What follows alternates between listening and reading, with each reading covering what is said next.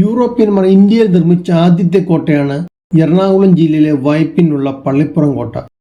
Portuguese നാവികരായിരുന്നു ഈ കോട്ട നിർമ്മിച്ചത്.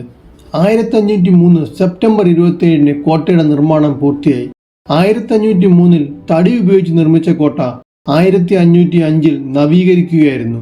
തടിക്കു പകരം കല്ലുപയോഗിച്ച് ശക്തമായ ഒരു കോട്ട നിർമ്മിച്ചു. കോട്ടയ്ക്ക് 3 നില കെട്ടിടത്തിന്റെ ഉയരമുണ്ട്.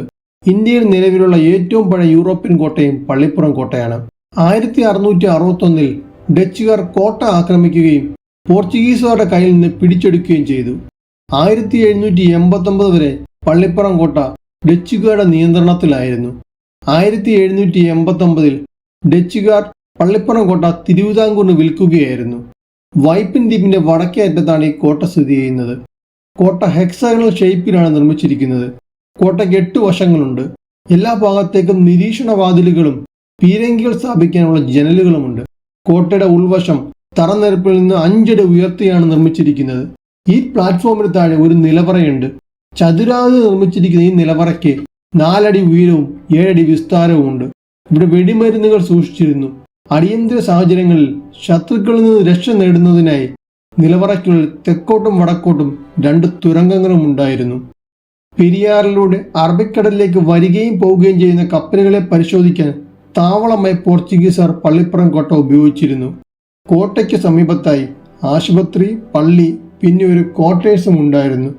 കോട്ട ഒഴികെയുള്ളത് കാലക്രമത്തിൽ നശിച്ചുപോയി. കോട്ടയുടെ ഉള്ളിൽ ഒരു കിണറുണ്ട്. ഈ കാണുന്ന ജനലുകൾ നിരീക്ഷണത്തിനും പീരങ്കികൾ വയ്ക്കാനുമായിരുന്നു. നിരവധി പീരങ്കികൾ ഉണ്ടായിരുന്നു. പരിസരവാസികളായ മുതിർന്ന ആളുകൾ അവരുടെ കുട്ടിക്കാലത്ത് കോട്ടയ്ക്കുള്ളിൽ പീരങ്കി വയ്ക്കാനുള്ള സ്റ്റാൻഡ് ഉണ്ടായിരുന്നേ പറയുന്നുണ്ട്. എന്നാൽ ഇപ്പോൾ അതില്ല. പുരാവസ്തു വകുപ്പ് ഏറ്റെടുക്കുന്നതിന് മുൻപ് നിലവറയിലെ ടണലുകളിലൂടെ കുറെ ദൂരം നടക്കാനും കഴിയുമായിരുന്നു. സുരക്ഷ കണക്കിലെടുത്ത് സർക്കാർ ടണലുകൾ അടയ്ക്കുകയായിരുന്നു. 1661 കോട്ട ആക്രമിച്ച ഡച്ചുകാർ പോർച്ചുഗീസുകാരിൽ നിന്ന് കോട്ട പിടിച്ചെടുക്കുകയും 1789 വരെ കൈവശം വയ്ക്കുകയും ചെയ്തു.